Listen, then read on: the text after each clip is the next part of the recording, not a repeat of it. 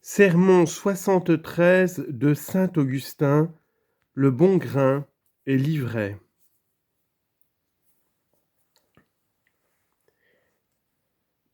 Matthieu chapitre 13, versets 24 à 30.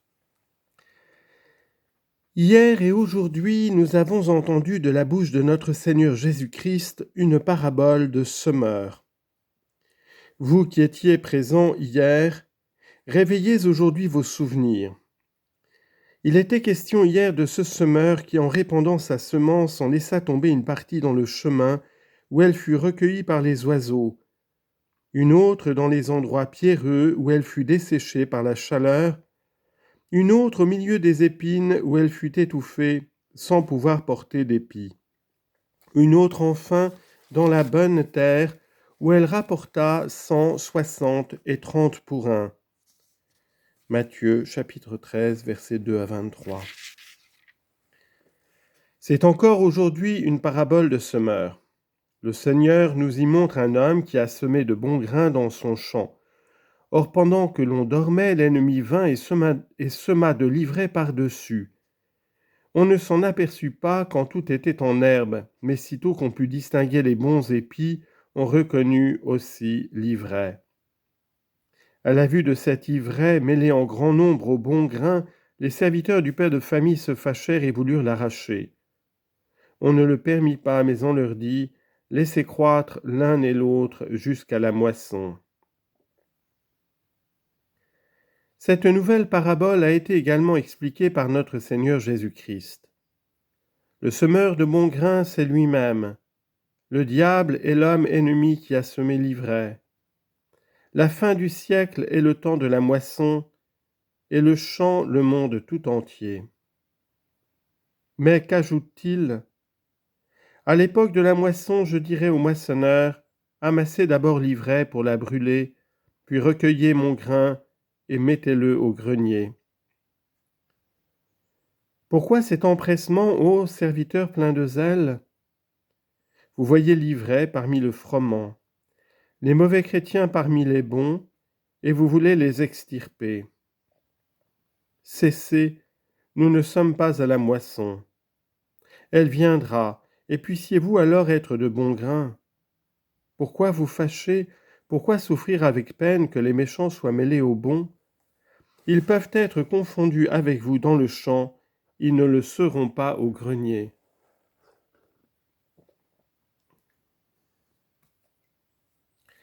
Vous savez qu'il a été parlé hier de 3 endroits où ne profite pas la semence. Le chemin, les pierres et les épines. Voilà l'ivraie. C'est dans une autre parabole un autre nom donné à la même chose. Car lorsqu'il est question de similitude et non du sens propre, on n'exprime que la ressemblance de la vérité et non la vérité même. Je n'ignore pas que quelques-uns savent cela, mais nous parlons pour tous.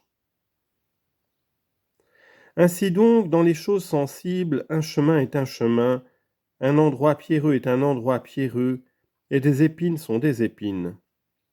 Il n'y faut voir que cela, car les mots sont pris ici dans leur sens propre. Mais dans les paraboles et les comparaisons, un même objet peut être désigné par des noms différents, et c'est ce qui m'a permis de vous dire que le chemin dont il est parlé dans l'Évangile, ainsi que l'endroit pierreux et l'endroit couvert d'épines, désignent les mauvais chrétiens, désignés aussi par l'ivraie. Le Christ ne porte-t-il pas à la fois les noms d'agneau et de lion ? S'il s'agit de troupeaux et d'animaux sauvages, on ne doit voir dans l'agneau qu'un agneau et dans le lion qu'un lion, mais le Christ est l'un et l'autre. Dans la première acception, c'est le sens propre, c'est le sens figuré dans celle-ci.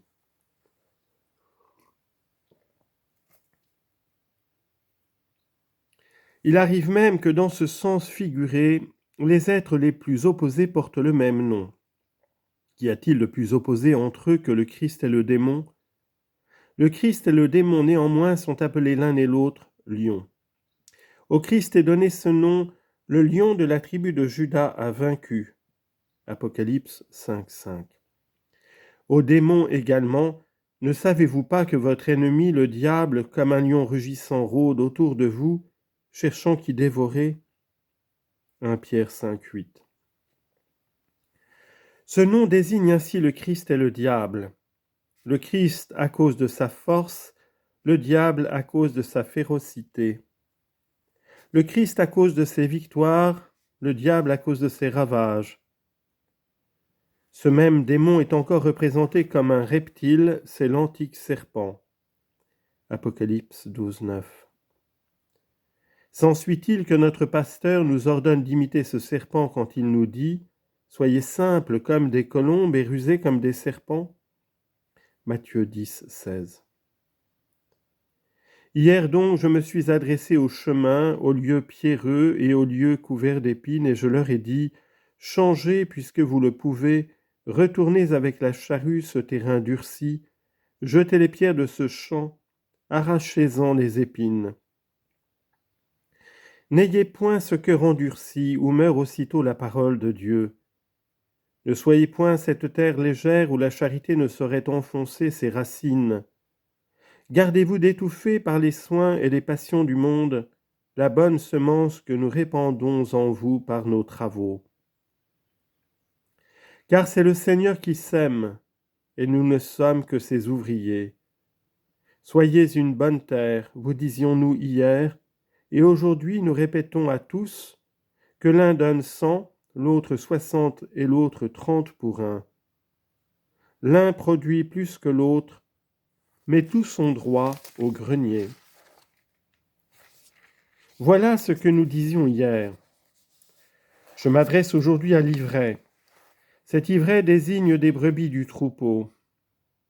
Ô mauvais chrétiens, ô vous qui fatiguez par votre mauvaise conduite l'église que vous remplissez, corrigez-vous avant l'époque de la moisson.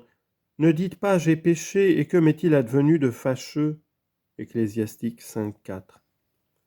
Dieu n'a rien perdu de sa puissance, mais il exige que tu fasses pénitence.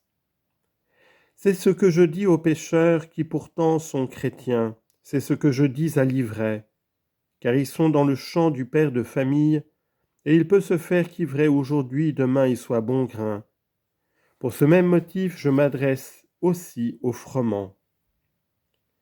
Ô chrétiens qui vivez saintement, vous êtes en petit nombre et vous soupirez, vous gémissez au sein de la multitude.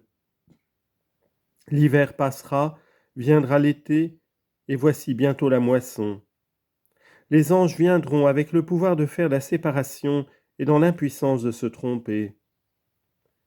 Pour nous, nous ressemblons aujourd'hui à ces serviteurs qui disaient « Voulez-vous que nous allions l'arracher ?» Nous voudrions en effet, s'il était possible, qu'il ne restât aucun méchant parmi les bons. Mais il nous a dit « Laissez croître l'un et l'autre jusqu'à la moisson. » Pourquoi ?